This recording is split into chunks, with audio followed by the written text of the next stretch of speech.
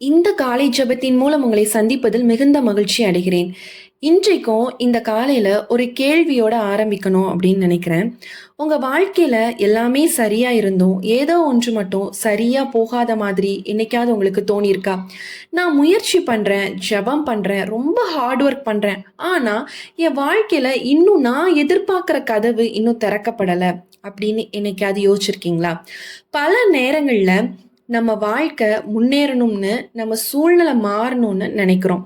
நம்ம நல்ல ஒரு வேலை கிடைக்கணும், நல்ல சம்பளம் வரணும், நல்ல மனிதர்கள், நல்ல ஒரு ஏற்றத்துணை, நல்ல ஒரு ஃப்ரெண்டு இந்த மாரி எனக்கு கிடைக்கணும் அப்படின்னு சொல்லிட்டு, நம்ம நெறைய நாள் நம்மளுடைய வாழ்க்கை மாறணும், மாறணும் அப்படின்னு நெனைக்கிறோம்.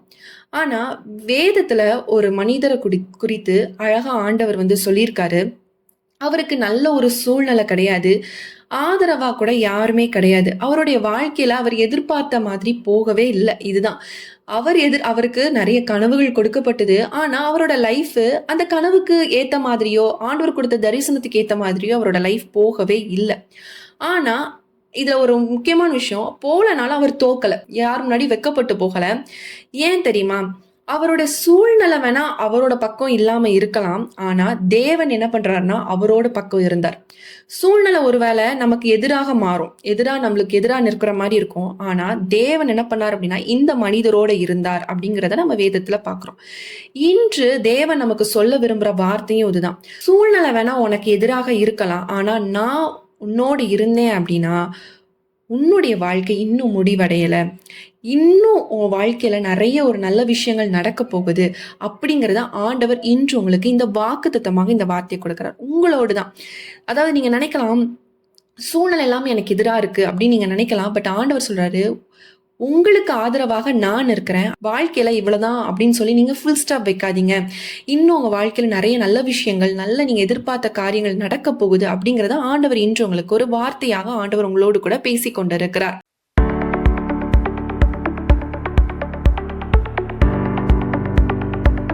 நம்ம ஒரு வசனம் வாசிக்கலாம். ஆதியாகமம் 39ஆம் அதிகாரம் 2ஆம் வசனம் மற்றும் 3ஆம் வசனம் நம்ம வாசிக்கலாம். கர்த்தர் யோசேப்போடு இருந்தார். அவன் காரிய சித்தை உள்ளவனானான். அவன் எகிப்தியனாகிய தன் எஜமானுடைய வீட்டிலே இருந்தான். கர்த்தர் அவனோடே இருக்கிறார் என்றும் அவன் செய்கிற யாவையும் கர்த்தர் வாய்க்க பண்ணுகிறார் என்றும் அவன் எஜமான் கண்டு அப்படின்னு சொல்லி நம்ம இங்க வந்து பாக்குறோம். இந்த வசனத்துல ஒரு திரும்ப திரும்ப வசனம் என்னன்னு பாத்தீங்க அப்படின்னா, கர்த்தர் யோசேப்போடே இருந்தார் அப்படிங்கிற ஒரு விஷயத்த நம்ம இங்க வந்து பார்க்கலாம். யோசேப்புக்கு நிறைய பணம் இருந்தது, ஒரு பெரிய பதவி இருந்தது, எல்லாரும் அவருக்கு ஆதரவா இருந்தாங்க அப்படின்னு நம்மளுடைய வேதத்துல சொல்லப்படல. ஒரே ஒரு விஷயத்த மட்டும்தான் ரொம்ப ஹைலைட் பண்ணி இங்க சொல்லப்படுது. கர்த்தர் யோசேப்போடே இருந்தார் அப்படிங்கிற விஷயம் மட்டும்தான் இங்க வந்து ரொம்ப அப்படி ஒரு ஹைலைட் பண்ணி ரொம்ப அப்படி அண்டர்லைன் பண்ணி காமிக்கக்கூடிய ஒரு வசனமா இந்த வசனம் காணப்படுது. ஏன்னா வாழ்க்கையில வெற்றி உருவாகக்கூடிய ஒரு பெரிய காரணம் என்ன தெரியுமா? நம்மளோட திறமை கிடையாது, நம்மளுடைய முயற்சியோ எதுவுமே கிடையாது. தேவனுடைய பிரசனம், தேவன் நம்ம கூட இருந்தா மட்டும்தான் என்ன ஆகும் அப்படின்னா, நம்மளுடைய வாழ்க்கை ஒரு சரியான ஒரு படகுல போகக்கூடிய ஒரு வாழ்க்கையாக காணப்படும். இப்போ ஒரு 3 காரியங்கள் குறித்து தான் நம்ம டீட்டெயிலா பார்க்க போறோம். இதுல இருந்து உங்களுக்கு ஒரு கண்டிப்பா உங்களுடைய வாழ்க்கை நீங்க ஒருவேளை விசுவாசத்துல சோர்ந்து போயிருக்கலாம். என்னோட லைஃப் அவ்வளவுதான் அப்படின்னு நீங்க நினைச்சிருக்கலாம். பட் ஆண்டவர் இன்று உங்களுடைய விசுவாசத்தை தட்டி எழுப்பி மீண்டும் ஓட வைக்க ஆண்டவர் நிச்சயமாக உதவி செய்வார். முதல் விஷயம் பாருங்க அப்படின்னா, அதாவது நம்ம இருக்கிற பிளேஸ் கிடையாது, நம்ம இருக்கிற ஒரு இடமோ, நம்ம இருக்கிற ஒரு சூழ்நிலையோ, நம்ம இருக்கிற ஒரு பொசிஷனோ, ஒரு நல்ல நீங்க ஒரு நல்ல இப்ப நல்ல ஒரு வேலையில இருக்கலாம், நல்ல ஒரு பொசிஷன், அது வந்து முக்கியம் கிடையாது. தேவன் உங்க கூட இருக்கிறது மட்டும்தான் முக்கியம். ஏன்னா யோசேப்பு இந்த வசனம் எழுதப்பட்ட நேரத்துல அவர் எங்க இருந்தா தெரியுமா? அரண்மனையில கிடையாது, ஒரு வீட்டுல கிடையாது, அடிமையா விற்கப்பட்டிருந்தான். அடிமையா இருந்து அந்த இடத்துல இருக்கும் போதுதான் ஆண்டவர் இந்த வார்த்தை சொல்றாரு. மனிதர்கள் பார்த்திருக்கலாம், இவரோட வாழ்க்கை முடிஞ்சிருச்சுன்னு சொல்லியிருப்பாங்க. அவ்வளவுதான் அவன் லைஃப், நீ அடிமையா தான் லைஃப் லாங் இருக்கணும் அப்படின்னு சொல்லியிருக்கலாம். பட் தேவன் என்ன பார்க்கல, மனுஷங்க பார்க்கிற வண்ணமாக தேவன் பார்க்கல. ஏன்னா தேவன் ஒருவரோடு இருந்தார்னா அந்த இடமே என்ன பண்ணும்? ஆசிர்வதிக்கப்படும். அந்த மனுஷங்க மட்டும் இல்ல, அந்த இடமே என்ன பண்ணும்னா ஆசிர்வாதமாக மாறும். இன்று நீங்க இருக்கிற சூழ்நிலை உங்களுக்கு பிடிக்காம இருக்கலாம். எனக்கு இந்த இடத்துல எனக்கு இருக்கவே பிடிக்கல, இந்த சூழ்நிலை எனக்கு சுத்தமா பிடிக்கல, ஒரே பிரச்சனையா இருக்கு, ஒரே பாடு நிறைஞ்ச ஒரு கண்ணீர் நிறைஞ்ச ஒரு வாழ்க்கையா இருக்கு அப்படின்னு கூட நீங்க நினைக்கலாம். உங்க வேலையா இருக்கலாம், உங்க குடும்ப சூழ்நிலையா இருக்கலாம், உங்களுடைய பொருளாதாரமா கூட இருக்கலாம். இதெல்லாம் பார்த்து பார்த்து உங்க மனசு ரொம்ப சோர்ந்து கூட போயிருக்கலாம். ஆனா தேவன் சொல்லுகிற விஷயம் என்ன தெரியுமா? நீங்க இருக்கும் இடத்த பற்றி கவலைப்படாத, நான் உன்னோடு கூட இருக்கிறேனா அதை மட்டும் நீ யோசிச்சு பாரு. அததான் ஆண்டவர் இன்று பேசுறாரு. நீங்க இருக்கிற இடத்த பத்தி கவலைப்படாதீங்க. இருக்கிற இடத்துல என் ஏசப்பா என் கூட இருக்கிறாரா, என் கூட அவர் டிராவல் பண்றாரா, என் கையை அவர் பிடிச்சுக்கிறாரா, அதை மட்டும் நீங்க யோசிச்சு பாருங்க. யோசேப்பை ஆசீர்வதித்தது எகிப்து தேசம் இல்ல. எகிப்து தேசத்துல அவருக்கு எந்த பிளெஸிங்குமே வரல. தேவன் தான் என்ன பண்ணார் அப்படின்னா, அவரோடு இருந்தனால அவர் ஆசீர்வாதமான ஒரு மனிதராக மாறினார் அப்படிங்கிறத நம்ம பார்க்கிறோம். இன்று தேவன் உங்களோடு கூட இருந்தார் அப்படின்னா, யோசேப்போட இருந்தது போல உங்களோடு கூட இருந்தார் அப்படின்னா, நீங்க மட்டும் இல்ல, உங்க குடும்பமே என்ன பண்ணும் அப்படின்னா ஆசீர்வதிக்கப்படும் அப்படிங்கிற ஒரு விஷயத்த ஆண்டவர் இன்று சொல்றார். ரெண்டாவதா ஒரு விஷயம் பாருங்க. தேவனுடைய பிரசனம், தேவன் இருக்கக்கூடிய இடத்துல என்ன ஆகும்னா ஒரு முன்னேற்றம் இருக்கும். அந்த இடத்துல ஒரு மாதிரி நீங்க அப்படியே அடிமையாக்கப்பட மாட்டீங்க, ஒரு நீங்க முன்னேறிட்டே இருப்பீங்க அப்படிங்கறதா இங்க சொல்லப்படுது.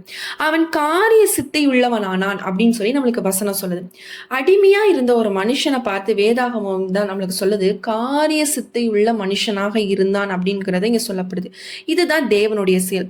உலகம் ஒரு மனுஷனை கீழே தள்ளலாம், என்னை விட மேலே ஏறிடக்கூடாது அப்படின்னு சொல்லி நம்மளை கீழே தள்ளலாம். ஆனா தேவன் ஒருத்தரை உயர்த்தணும்னு நினைச்சிட்டாருன்னு வச்சுக்கோங்களேன், அதை யாராலையுமே தடுக்க முடியாது. பல நேரங்களில் நம்மளுடைய வாழ்க்கையில மாற்றம் இல்லாத மாதிரி தெரியும், ஒரு மாதிரி இப்படி போயிட்டே இருக்கிற மாதிரி இருக்கலாம். ஜெபிக்கிறோம், காத்திருக்கிறோம், ஆனா எதுவுமே நடக்காது போல இருக்கலாம். ஆனா யோசேப்போட வாழ்க்கையை பாருங்க.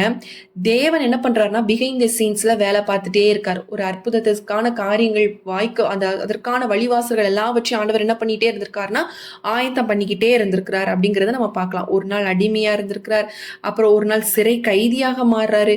ஆனா முடிவுல என்ன தெரியுமா ஆகுறாரு? எகிப்து தேசத்துக்கு ஒரு ஆளுநராக தேவன் என்ன பண்றாரு? அவரை உயர்த்துறார் அப்படிங்கிறத நம்ம பார்க்கிறோம். ராஜாவுக்கு ஒரு அடுத்த ஸ்தானத்துல ஆண்டவர் என்ன பண்றாரு? அவரை உயர்த்துறார் அப்படிங்கிறத நம்ம இங்க வந்து பார்க்கலாம். இன்று உங்களுடைய வாழ்க்கையில தேவன் பிஹைண்ட் த சீன்ஸ்ல வேலை பார்த்துட்டே இருக்காரு. சூழ்நிலை இப்படியே இருக்கிற மாதிரி தான் இருக்கும். எப்படி அவர் சிறையில இருந்தாரு, அடிமையா இருந்தார், ஆனா ஒரு நாள் ஆண்டவர் மாற்றினார். அதே மாதிரிதான் உங்களோட வாழ்க்கைக்கு பின்னாடி ஆண்டவர் வேலை செய்து கொண்டேதான் இருக்கார். ஒரு நாள் நீங்க எதிர்பார்க்காத நேரத்துல, நினையாத நேரத்துல கர்த்தர் நிச்சயமா என்ன பண்ணுவார் அப்படின்னா ஒரு ஆசீர்வாதத்தை ஆண்டவர் நிச்சயமா உங்களுடைய வாழ்க்கையில செய்வார். மூன்றாவது விஷயம் என்னன்னு பாத்தீங்க அப்படின்னா, கர்த்தர் அவனோட இருக்கிறார் என்றும் அவன் செய்கிற யாவையும் கர்த்தர் வாய்க்க பண்ணுகிறார் என்றும் அவன் எஜமான் கண்டு அப்படின்னு பாக்குறோம். கர்த்தர் அவரோடு கூட இருக்கிறார் அப்படிங்கிறத மத்தவங்க கவனிக்கிறாங்க. அதாவது தேவனுடைய கிருபை யோசேப்போட வாழ்க்கையில வெளிப்படையாக இருந்துச்சு, மனுஷங்க பாக்குற வண்ணமாக இருந்தது. உண்மையான ஆசீர்வாதம் எது தெரியுமா? அதாவது மனுஷங்க உங்க வீட்டை பார்த்து ஆச்சரியப்படுறதோ, இல்ல நீங்க வச்சிருக்க காரை பார்த்து ஆச்சரியப்படுறதோ, இல்ல நீங்க ஒரு நல்ல ஒரு வேலையில நல்ல ஒரு பதவியில இருக்கீங்களா அதை பார்த்து ஆச்சரியப்படுறதோ கிடையாது. உங்க வாழ்க்கையில இருக்கக்கூடிய தேவனுடைய கிருபைகளை பார்த்து ஆச்சரியப்படுறதுதான். தேவன் இவங்க கூட இருக்காங்க அப்படிங்கிறத மக்கள் சொல்றதுலதான் அந்த ஒரு பெரிய ஒரு மேன்மையே இருக்கு அப்படிங்கிறத நம்ம தெரிஞ்சுக்கணும். உண்மையான ஆசீர்வாதமே இதுதான் அப்படிங்கிறத நம்ம தெரிஞ்சுக்கணும். இன்று தேவன் உங்க வாழ்க்கையை அப்படிதான் மாற்ற விரும்புகிறார். நீங்க பேசுற வார்த்தைகளை, நீங்க செய்கிற காரியங்களை, நீங்க நடக்கிற விதத்துல பாக்குற மனுஷங்க சொல்லணும், இவரோட வாழ்க்கையில ஏதோ ஒரு தேவ கிருபை இருக்கிற மாதிரி இருக்கு, ஏதோ ஒரு டிஃப்ரெண்டா இருக்கு, இவன் பண்றது எல்லாமே ஒரு ஒரு பிரசனம், இவன் மூஞ்ச பார்த்தாலே ஒரு பிரசனம், தெய்வ பிரசனம் இருக்கு அப்படிங்கிறத சொல்ல மன்னமாக நம்மளுடைய வாழ்க்கை என்ன பண்ண போகுது? மாறப்போகுது. இந்த நேரத்துல நம்ம கண்களை மூடி ஜெபிப்போம். ஆண்டவரே, ஒரு 3 விஷயம் தான் பார்த்தோம். யோசேப்போடு இருந்த தேவன் என்னோடும் கூட இருக்கணும் அப்படின்னு ஜெபிங்க. 2வது விஷயம் நம்ம பார்த்தோம், காரிய சித்தி உள்ள மனுஷனாக என்னை மாற்றுங்கன்னு சொல்லி ஜெபிப்போம். 3வது மனுஷங்க என்னை பார்க்கும் பொழுது நீங்க என் கூட இருக்கிறீங்க அப்படிங்கிறத அவங்க காணணும், அவங்களுடைய கண்கள் காணணும். அப்படியாக என்னுடைய வாழ்க்கையை உயர்த்துங்க. இந்த 3 விஷயம் நம்ம லைஃப்ல இருந்துன்னு வச்சுக்கோங்களேன், நம்ம ஆட்டோமேட்டிக்கா நம்மளுடைய சூழ்நிலைகள் தானா மாறும்.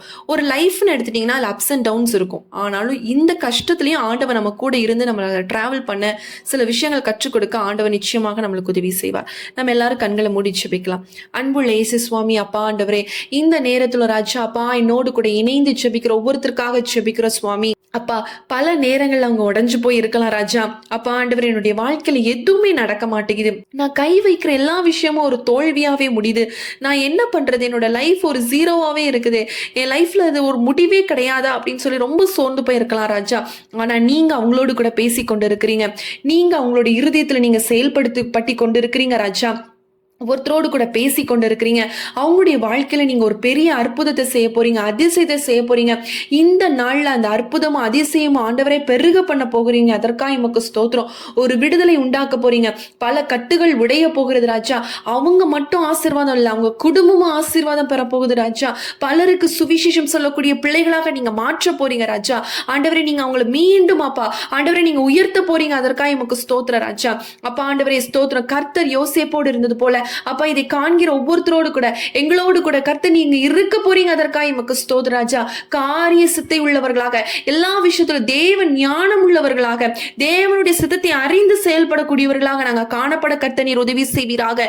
தேவ சித்தத்தை அறிந்து ஆண்டவரே உம்முடைய வார்த்தைக்கு இணங்க நாங்க நடக்கக்கூடிய பிள்ளைகளாக நாங்க காணப்பட உதவி செய்யுங்க. நீர் எங்களோடு கூட இருக்கிறீர் என்பதை ஜனங்கள் அறிந்து கொள்ளும் வண்ணமாக கர்த்தர் நீர் எங்களை ஆசீர்வதிக்க வேண்டுமாறு ஜெபிக்கிறோம் ராஜா. எல்லா சத்துருவின் தந்திரங்களுக்கும் ஆண்டவரே அவன் விரிக்கிற கண்ணிகளுக்கும் வலைகளுக்கும் கர்த்தர் எங்களை விலக்கி காத்துக் கொள்ளுங்க. தேவ பிரசன்னம் எங்களோடு கூட எப்பொழுதும் எங்களை தாங்கி வழி நடத்தி செல்லட்டும். ஆண்டவரே உம்முடைய கிருபை மாத்திரம் தான்ப்பா இந்த நாட்கள்ல இந்த ஆண்டவரே அப்பா அந்த உலகத்துல எங்களுக்கு பாதுகாப்பு. நீங்க எங்களை பாதுகாத்துக் கொள்ளுங்க, வழி நடத்துங்க. இந்த நாள்ல வேலை செய்யும் பொழுதோ போக்கிலும் வரத்திலும் எல்லாவற்றிலும் உடைய கிருபை எங்களோடு கூட இருந்து எங்களை தாங்கட்டும். தாழ்த்தி ஒப்பு கொடுத்து ஜெபிக்கிறோம். இயேசுவின் நாமத்தில் ஜெபிக்கிறோம் நல்ல பிதாவே, ஆமேன். என் ஆத்துமாவே கர்த்தரை ஸ்தோத்திரி, என் முழு உள்ளமே அவருடைய பரிசுத்த நாமத்தை ஸ்தோத்திரி. என் ஆத்துமாவே கர்த்தரை ஸ்தோத்திரி, கர்த்தர் செய்த சகல உபகாரங்களையும் மறவாதே. ஆமேன். இன்று இந்த வசனத்திலிருந்து நம்ம கற்றுக்கொண்ட ஒரு விஷயம் ரொம்ப சிம்பிளானதான், எல்லாருக்குமே தெரிஞ்ச ஒரு காரியமாக கூட இருக்கலாம். யோசேப்போட வாழ்க்கையை மாற்றினது ஒரு நல்ல சூழ்நிலை கிடையாது, ஒரு பெரிய வாய்ப்போ ஒரு மனுஷனோட உதவியோ கிடையாது. தேவன் அவரோடு இருந்தார். அதுதான் எல்லாவற்றையும் மாற்றினது.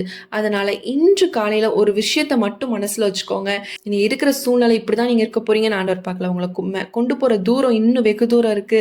அவர் உங்களை உயர்த்தக்கூடிய தூரங்கள் வெகு தூரம் இருக்கு. அந்த நாள் சீக்கிரமாக நீங்க எதிர்பாராத நாள்ல நீங்க அந்த ஆசீர்வாதத்தை பெற்றுக்கொள்ள போகிறீங்க. ஒருவேளை இப்போ உங்க லைஃப் போராட்டம் நிறைந்த வாழ்க்கையா இருக்கலாம், காத்திருப்பின் காலத்துல இருக்கலாம், கண்ணீர் நிறைஞ்ச காலத்துல கூட இருக்கலாம். ஆனா தேவன் உங்களுக்காக வைத்திருக்கக்கூடிய ஆசீர்வாதம் நினையாத நாள்ல நினையாத நேரத்துல கர்த்தர் நிச்சயமா உங்களுடைய வாழ்க்கையில அற்புதத்தை செய்வார். அவர் திறக்கிற கதவுகளை யாராலுமே மூட முடியாது. அதனால இந்த நாளை ஒரு பயத்தோடையோ இல்ல என் லைஃப் அவ்வளவுதான் அப்படி நெகட்டிவோட ஸ்டார்ட் பண்ணாம விசுவாசத்தோட ஸ்டார்ட் பண்ணுங்க. கர்த்தர் நிச்சயமாக யோசேப்போட இருந்த தேவன் இன்றும் உங்களோடு கூட இருக்கிறார். அற்புதத்தை நிச்சயமாய் செய்வார். இந்த வீடியோ உங்களுக்கு ரொம்ப யூஸ்ஃபுல்லாக இருந்திருக்கும் என்று சொல்லி நான் கர்த்தருக்குள் விசுவாசிக்கிறேன். உங்களுக்கு ஜெப குறிப்புகள் இருக்கும் அப்படின்னா ஸ்க்ரீனில் தர வாட்ஸ்அப் நம்பருக்கு நீங்கள் மெசேஜ் பண்ணுங்கள், இல்லைனா கால் பண்ணுங்கள். கண்டிப்பாக நாங்கள் உங்களுக்காக ஜெபிக்கிறோம். இந்த 1 வீக்காக நம்மளால் வீடியோஸ் போட முடியல. ஏன் அப்படின்னு பார்த்தீங்கன்னா நம்மளுக்கு ஒரு ப்ரேயர் மீட்டிங் இருந்துச்சு.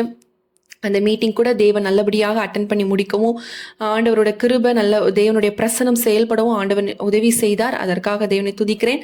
அதனால தான் நம்மள வர கால்ஸும் சரி மெசேஜஸும் வீடியோஸும் போட முடியாத ஒரு சூழ்நிலை. அதனால தான் நாங்கள் போடலை. இனி வர நாட்களில் தொடர்ந்து நம்ம வீடியோஸ் போடுவோம். உங்களுக்கு ப்ரேயர் பாயிண்ட்ஸ் இருக்குன்னா நீங்கள் கால் பண்ணுங்கள், மெசேஜ் பண்ணுங்கள். கண்டிப்பாக நாங்கள் உங்களுக்காக ஜெபிக்கிறோம். நீங்கள் புதுசாக நம்மளுடைய வீடியோ பார்த்துட்டு இருக்கீங்கன்னா சப்ஸ்கிரைப் பண்ணிக்கோங்க. டெய்லி காலையில் 5:30 மணிக்கு நம்ம ஜெபம் போடுறோம். நீங்கள் எங்களோடு கூட இணைந்து ஜெபிங்க. கர்த்தர் நிச்சயமாக உங்களுக்கு உதவி செய்வார். மீண்டும் உங்களை அடுத்த ஒரு ப்ரேயர் வீடியோவில் சந்திக்கிறேன். கர்த்தர் உங்களை ஆசீர்வதிப்பாராக. ஆமேன்.